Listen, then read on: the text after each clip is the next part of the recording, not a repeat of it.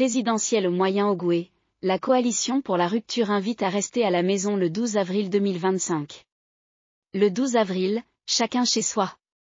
C'est le cœur du message de la coalition pour la rupture avec la France-Afrique et le système Bongo PDG-CTRI.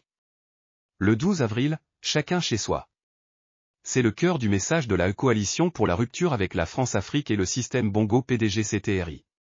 Un petit groupe de ses membres a fait escale dans la province du Moyen-Ogooué hier. Au quartier Isaac dans la commune de Lambaréné, des habitants ont fait le déplacement pour les écouter. Plusieurs griefs sont reprochés au processus électoral en cours et au système actuellement au pouvoir.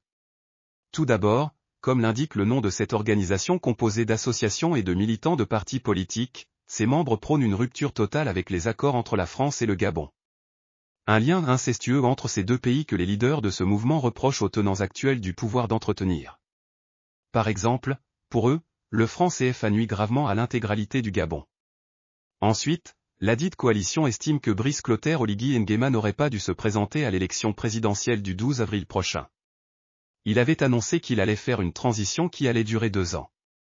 Et qu'au bout de cette transition, il allait remettre le pouvoir aux civils.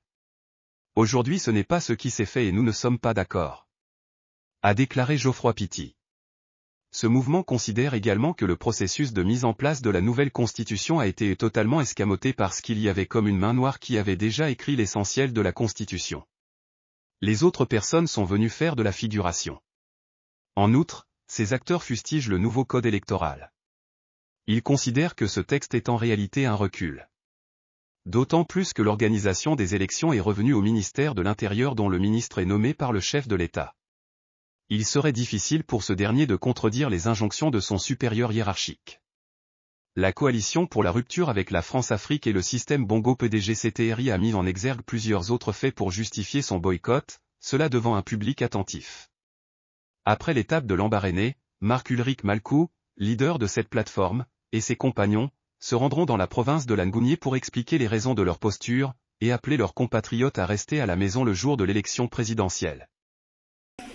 À l'issue de cette transition, avec l'apport de tous les Gabonais, partenaires au développement, nous entendons remettre le pouvoir aux civils en organisant de nouvelles élections libres, transparentes et crédibles dans la paix sociale. Je ne suis pas un fraudeur. Je n'ai jamais triché de ma vie. Et mes collègues de classe le savent. Ce qu'il faut faire avec plus d'argent, il faut qu'on enlève la théorie. On n'a pas bien compris, mais je pense que les sages m'ont compris. Il faut aller vite vers une autre étape. Étape de Maléga.